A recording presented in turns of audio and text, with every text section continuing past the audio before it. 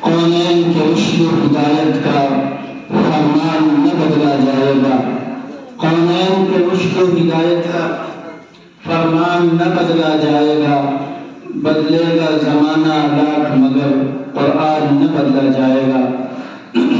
وہ شخص مبارکباد کے مستحق ہے جن کا بچہ آج حافظ قرآن ہوا۔ صرف ایک مطلب دو تین شعر میں پیش کر رہا ہوں، بطور خاص ملاحظہ کریں کہ جز